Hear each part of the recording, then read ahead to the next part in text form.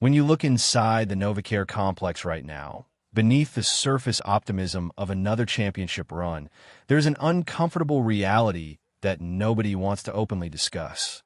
Championship windows in the National Football League do not slam shut because of bad schemes or lack of star power. They crack when the foundational depth of a roster quietly disintegrates before Week 1 even arrives. Right now, Philadelphia is dealing with a silent injury crisis across multiple key position rooms that has pushed this front office into pure survival mode. If you love deep, real-talk Philadelphia Eagles breakdowns and want the unvarnished truth all season long, make sure to like the video, share it with fellow fans, and hit that subscribe button right now. Think about how fast momentum can flip in this league. 1 minute you are planning out your path through the NFC, and the next you're looking across your practice field, realizing that you literally do not have enough healthy bodies to safely complete a football game. That is not an exaggeration.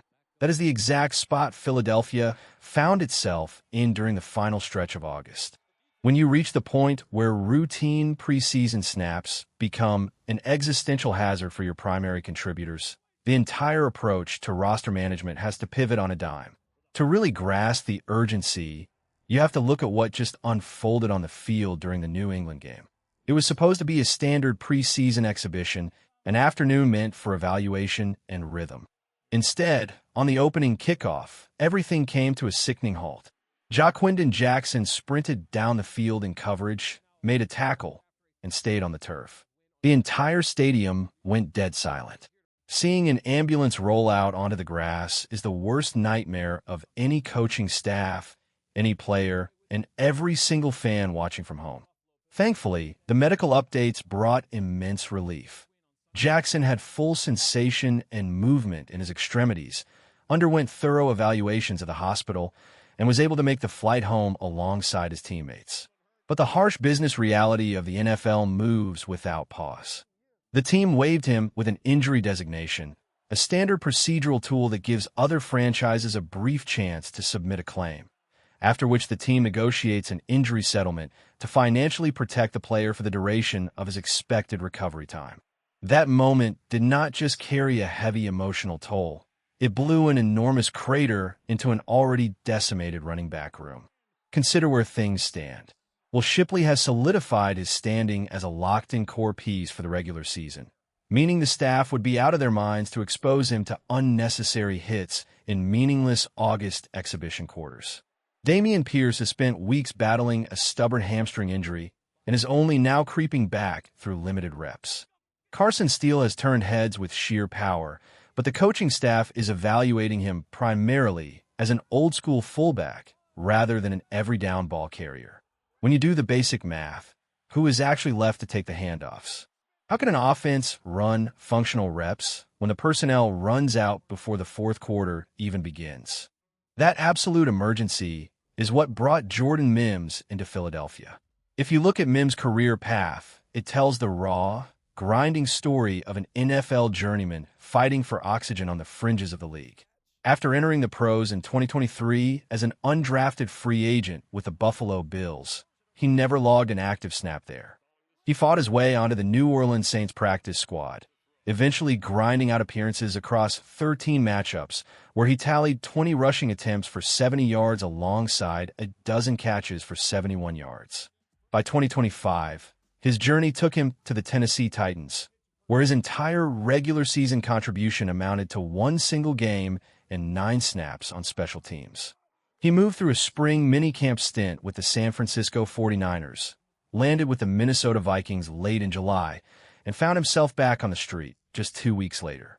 Add it all up across 3 seasons, and you have a player with 108 career offensive snaps and 71 special team snaps.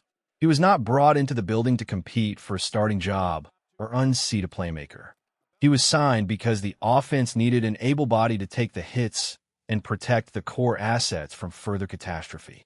Yet as fragile as the backfield looks, the secondary is facing a situation that is arguably much more precarious. The defensive backfield is currently a walking medical ward, and it is exposing a massive vulnerability that should set off alarm bells for the entire coaching staff. Cole Wisniewski, battling for one of the final safety spots, landed directly in concussion protocol and lost critical evaluation reps. A.J. Woods has been sidelined by a shoulder issue. Ambry Thomas continues to manage a groin strain after enduring a grueling, inconsistent week of joint practices. Jacorian Bennett is fighting his way back from injury, while veteran Jonathan Jones has been knocked out with a persistent shoulder complication. When you tally up the boundary corners, the slot defenders, and the back-end safeties, you discover an alarming fact. The Eagles had only 3 completely healthy, full-go cornerbacks available on the entire roster in Isaiah Bolden, Shaun Wade, and Perry Nickerson. That brings us directly to our question of the day. Looking at the safety battle between Andre Sam, Maxon Hook, Perry Nickerson, and Cole Wisniewski, which one of these players actually deserves that final roster spot? And does this defensive backfield give you serious anxiety heading into the regular season opener against the Washington Commanders?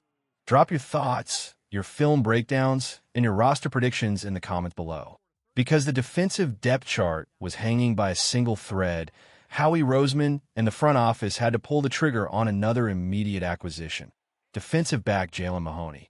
Mahoney's story is the textbook definition of resilience in professional football. Coming out of Vanderbilt, he entered the NFL in 2024 as an undrafted free agent with the 49ers.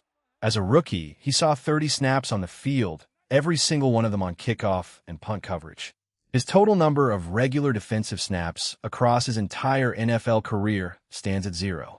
After bouncing across practice squads and finishing out the year in New York with the Jets, Mahoney refused to simply sit on his couch waiting for an injury to occur somewhere in the league. Instead, he took a gamble on himself and went to the Orlando Storm in the spring football circuit. He showed up, suited up for 6 full games, took 259 high-intensity snaps primarily at safety, and compiled 26 total tackles, a tackle for loss, and 2 crucial pass breakups. He put fresh, undeniable football tape into the atmosphere. The Eagles recognized the value of having someone game-ready and in peak physical condition, making them the very first team to pick up the phone and offer him a contract. The strategic brilliance of adding a player like Mahoney right now is versatility. He is not locked in purely as a safety or strictly as an outside corner. He is listed across the defensive backfield. When your roster is bleeding at 2 different coverage positions simultaneously, you need players who can line up in the slot on first down and drop into a 2-high shell on third down without blowing an assignment. If this trajectory sounds familiar to anyone who tracks Philadelphia's roster building, it is because you have seen this exact script before. Think about Shaun Wade. Wade arrived in Philadelphia through that exact same developmental pipeline, earning his way into the building after putting quality reps on film outside the NFL spotlight. When he was signed, widespread reactions dismissed the move as meaningless back-of-the-roster filler. Yet when the injury bug bit the secondary, Wade stood tall as one of the only healthy, reliable options left on the field. Roseman plays the margins aggressively because if even 1 out of 5 low-risk flyers turns into a capable, cost-effective contributor, the entire organization benefits. However, we have to look at this with total honesty and clear eyes. There is a massive difference between understanding why these moves happen and pretending they solve the overarching problem. To start, the mathematical probability of Jordan Mims or Jalen Mahoney surviving the final roster cuts down to 53 players is incredibly low. These emergency signings are primarily designed to absorb 45 to 50 snaps in a meaningless August game so that your actual contributors do not end up on injured reserve before the games count. Projecting Mahoney to become the next vital piece of this defense right out of the gate is letting excitement get way ahead of reality. Second, past track records tell a very clear story. A running back with barely 100 career offensive snaps across 3 different franchises and a defensive back with 0 NFL regular season defensive snaps are not hidden superstars that the rest of the league magically overlooked. They are hardworking, professional athletes whose tape has been evaluated by dozens of scouting departments. While player development is never linear, banking on an overnight transformation at this stage of the calendar is an enormous gamble. Third, Signing players off the street does not heal torn muscles, repair strained groins, or clear concussions. The real problem facing Philadelphia is that primary contributors and immediate rotational backups are sitting in the training room instead of building live chemistry on the field. That issue is only solved by time, rehabilitation, and medical clearance, none of which can be rushed by signing new contracts. Finally, there is an invisible cost to every late summer signing. Every single rep handed to an emergency arrival in the preseason finale is a snap stripped away from a young, developing player who spent the entire summer sweating through minicamp and OTAs. For guys like Andre Sam or Maxon Hook, who are fighting for their professional lives on every special teams coverage and every third and long package, losing 5 or 6 live evaluation reps could be the exact difference between securing an NFL dream or ending up on the waiver wire. Every championship pursuit is tested long before the playoffs arrive, and Philadelphia is facing an early test of structural endurance.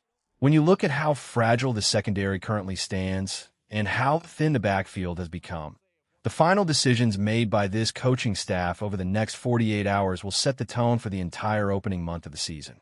True depth is never proven on paper. It is revealed when adversity hits, and for Philadelphia, that adversity is already here.